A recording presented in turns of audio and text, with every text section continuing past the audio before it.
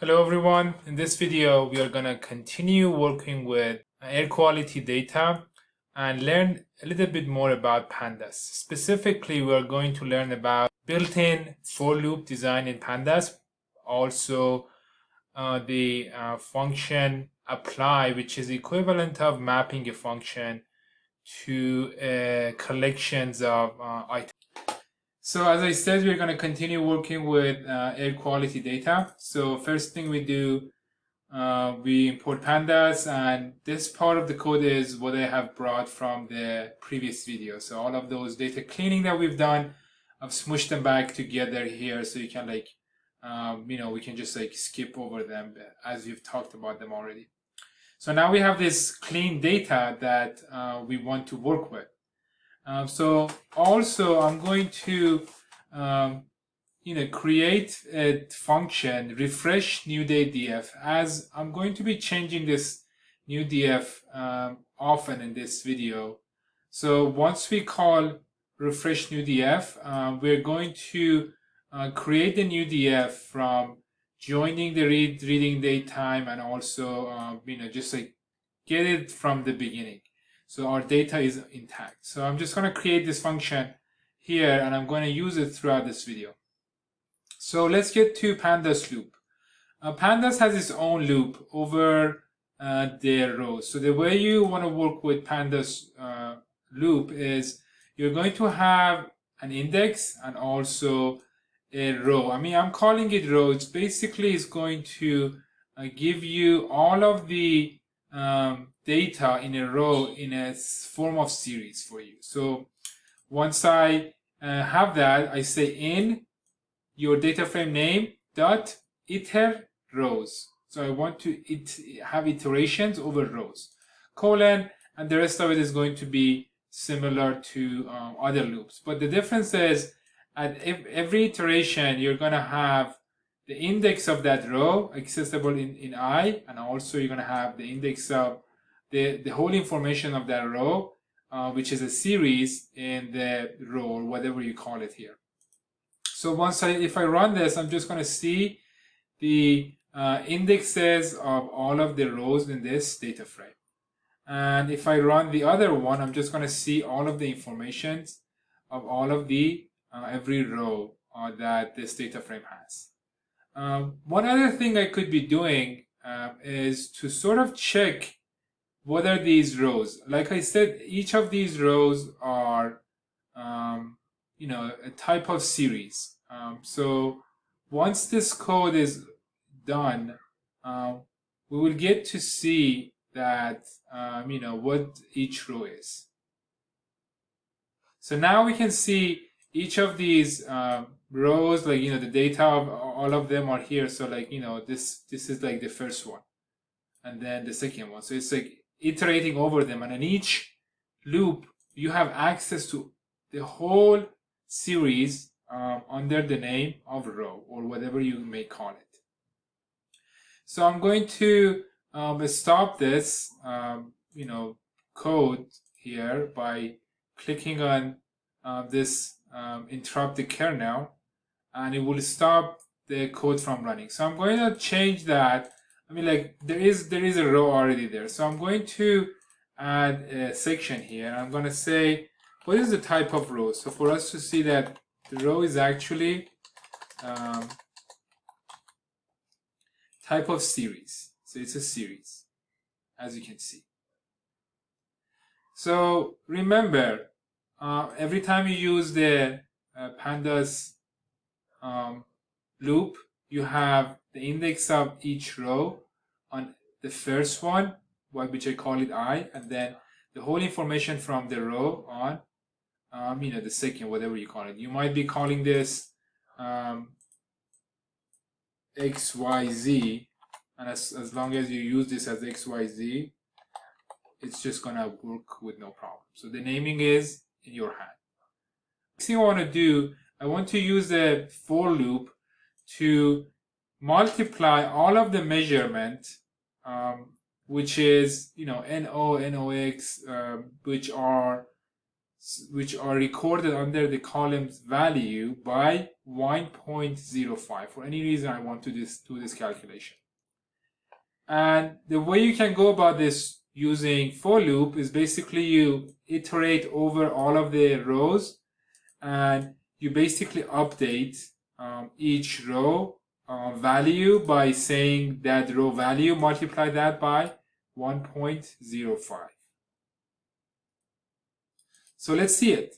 So once I run this, this will go over the loop, the whole loop one time, and on every iteration you multiply the value that is the measurement or whatever it is by 1.05. As you can see, it takes a little bit of while for it to run because it's a data set with a fairly large amount of data rows, and that's why it's taking a little bit of time for us to do. Another way we could have gone over the same, could have done the same thing was to create a function and map that to the column value. We could have done that with list map the way we already know how to do, but also Pandas has its own way of mapping a function. So you can basically apply a function to a data frame. And that's the way you can do that on Pandas, which is more powerful than just list and map. So the way we go about this, first of all, I have, said refresh the new data frame. So whatever we are changing here, it's going to be refreshed. And then I have df.value.apply. And so I'm saying I want to apply a function to the column value, and I'm passing a lambda function. I'm saying whatever the value is, I want it to be multiplied by 1.07. So I'm going to go ahead and also let this run, and I will wait for these two to run, and then I will continue the video. As you saw, it took a little bit for my computer to run the first part of the code, which was looping or iterating over the whole data frame. And now all of those values are multiplied by 1.05. But since I did refresh the data frame, so it was intact data frame again, now I was able to do the same thing with much less coding just by applying. Another thing I want to do here is to compare the runtime of the two codes that we just saw that we did the same thing. Multiply all of the rows for the value by 1.05. So to do this, I'm using I'm using the module time. The way you can capture the runtime with module time, you use the module time, you say time, basically tells you what time in that moment is. And then you keep that, and then once after you're done, you take away the start time from that time that after the code has been run, and then it will tell you how much it took for that part of the code to run.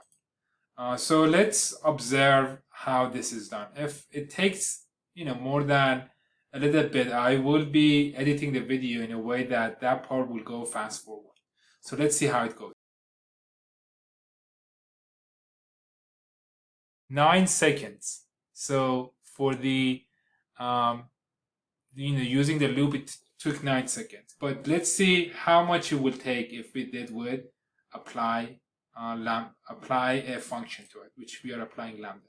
Less than 0.05 seconds. So you can see the significant difference in applying a function to a Pandas data frame over doing a loop.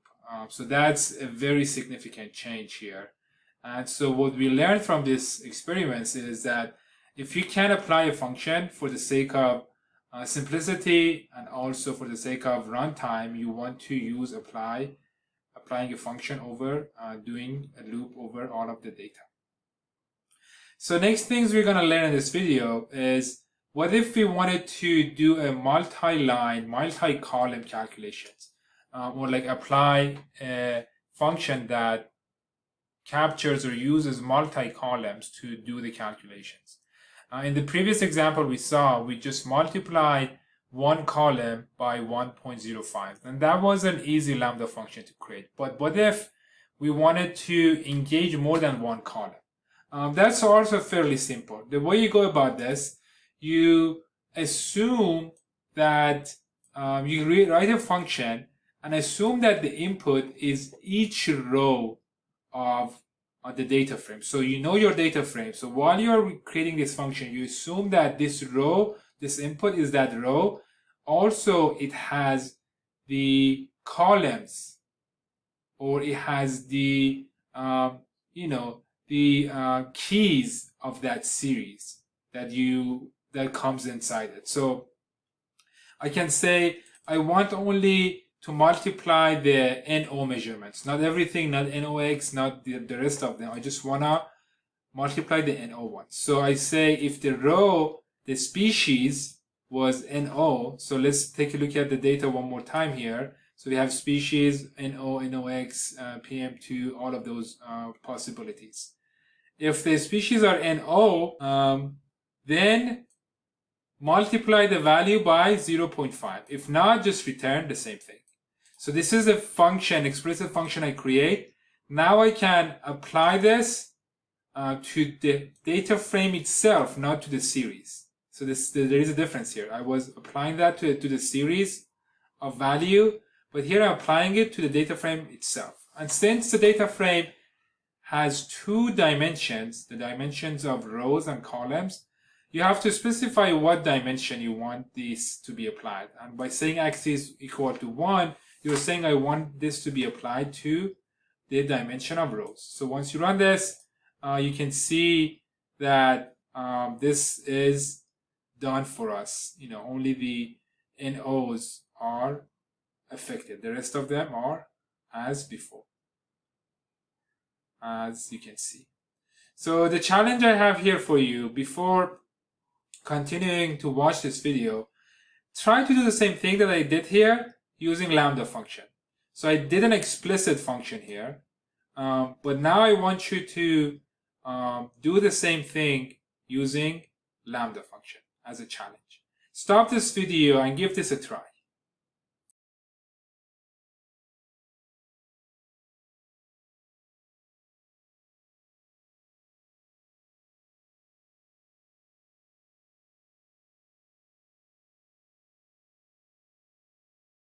Okay, now I'm gonna help you a little bit with this challenge. So basically, you're going to apply and you need to put a lambda function here. That's all it's gonna be. So the challenge is to now create a lambda function that does multi-column calculations. So if you haven't already been able to do this, give this a try. But also, I want you to be able to compare the two ways of going about this. So this is the code you can write to compare. So this is the part, the explicit function part that I've already done and I applied. So I'm like capturing the time and map and printing it. And then also now I'm refreshing the data frame, and then whatever you have, you copy it here, and now you can compare their runtime and see which one has a lower runtime. So give this a try. Stop the video and try to do this on your own before continuing to watch.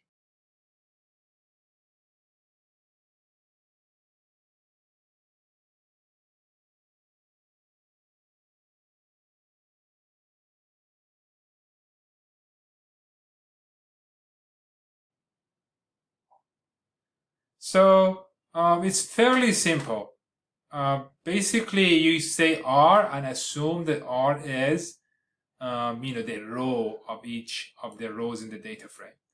and you say, I want the value or that value be multiplied by 1.05 if the species is NO. If not, just the same thing. So it's the lambda function equivalent to this function. So I'm like just applying that. And, you know, by doing that, it's going to just do the same thing for me. And I know that this is not repetition because before running that, I refreshed my data frame. So let's compare the running time and see which one has a better runtime. So by running this code, it gives us the comparison for the runtime. And surprisingly, we can see that by using explicit function, we have, it takes a little bit less of time. It's not that significant, but a little bit less time than lambda function. It could be a fluke. Let's just run it again and see if that's the same pattern is going to arise. Again, the same pattern is arising. So using explicit function seems to be a little bit faster in the runtime than doing lambda function.